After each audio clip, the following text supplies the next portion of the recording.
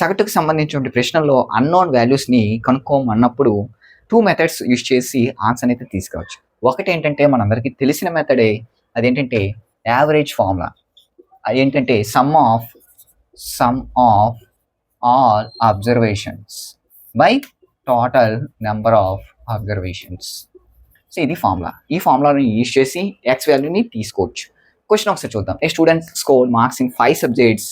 అయితే ఆ 5 subject marks ఏంటంటే 72, 68, 74, 70 అండ్ ఒక unknown value.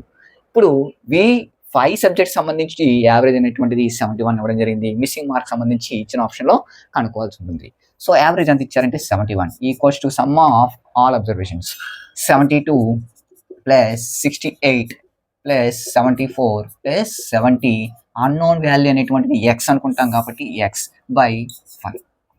71 equals to 72 plus 68 plus 74 plus 70. So total మనకి 284 అయితే అవుతుంది ప్లస్ ఎక్స్ బై 5 అయితే ఉంటుంది.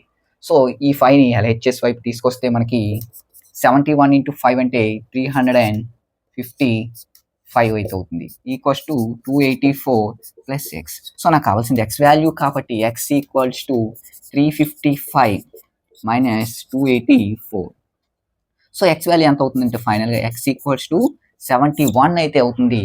సో ఇది ఒక మెథడ్ అయితే, ఆల్టర్నేటివ్ మెథడ్ ఏంటంటే ఇచ్చిన మనకి ఈ 4 వాల్యూస్ ఏవైతే ఉన్నాయో ఒకసారి గమనించండి వాటి యొక్క డీవియేషన్స్.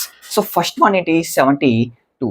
సో 72 అంటే 71 ఏదైతే యావరేజ్ ఇచ్చారో దానికి 72 అనేటువంటిది ఎంత ఎక్కువ ఉందంటే +1. యావరేజ్ కంట +1 ఎక్కువ ఉంది. నెక్స్ట్ వాల్యూ -3, 71 కంటే -3 తక్కువ ఉంది. నెక్స్ట్ డీవియేషన్ ఎంత ఉంది 74 అంటే మరలా 71కి +3 అయితే ఉంది. నెక్స్ట్ 71కి 70 అనేటువంటిది ఎంత ఉందంటే డీవియేషన్ -1 అయితే ఉంది. సో ఇక్కడ మీరు గమనించినట్టయితే ఈ డీవియేషన్స్ని సమ్ చేయండి. సమ్ ఆఫ్ దీస్ డీవియేషన్స్ ఎంత ఉంది +1 ప్లస్ -3 ప్లస్ +3 ప్లస్ -1. సో ఓవరాల్గా మనకి 0 వస్తుంది. Since the current net deviation is already 0, the missing mark must have 0 deviation. So the average is therefore 71. ఇది ఒక ట్రిక్ అనమాట. ఇలా ఈ 2 ట్రిక్స్ యూజ్ చేసి కూడా మనం అన్నోన్ వాల్యూ ఎక్స్ అయితే కనుక్కోవచ్చు అనమాట.